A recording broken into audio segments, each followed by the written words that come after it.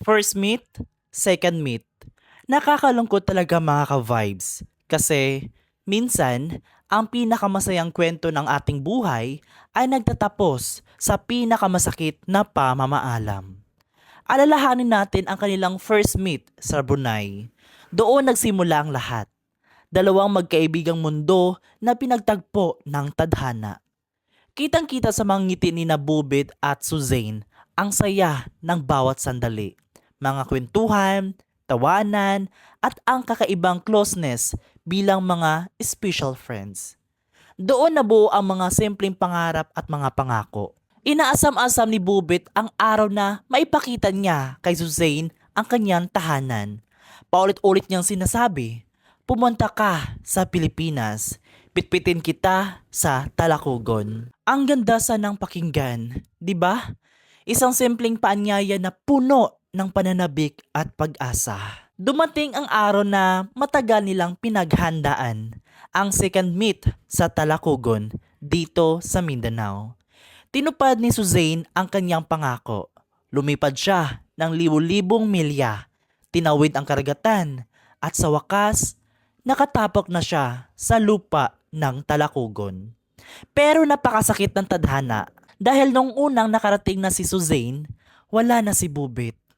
Hindi tunay na yakap ang sumalubong sa kanya. Hindi ang boses ni Bubit na masayang nagsasabing, "Welcome sa Pilipinas." Ang tanging naabutan ni Suzanne ay isang visual na lang.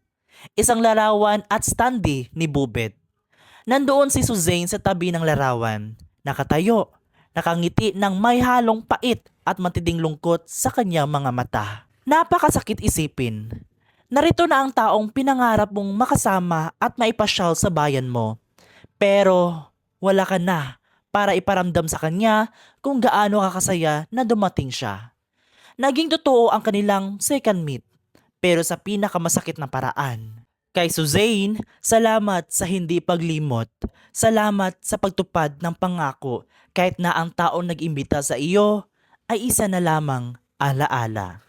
At kay Bubet, saan ka man naroon ngayon, alam naming nakatitig ka mula sa langit habang nakangiti. Dahil ang special friend mo ay narito na. Napakabilis ng buhay, kaya hanggat may oras pa, iparamdam natin ang pagmamahal sa mga taong mahalaga sa atin. Paalam, Bubet, ang iyong kwento at alaala ay mananatili sa aming mga puso. Kung bago ka pa lang sa aking vlog, huwag kalimutan mag-follow, like, comment at i-share para updated ka sa mga iba't ibang content. Maraming salamat mga ka-vibes!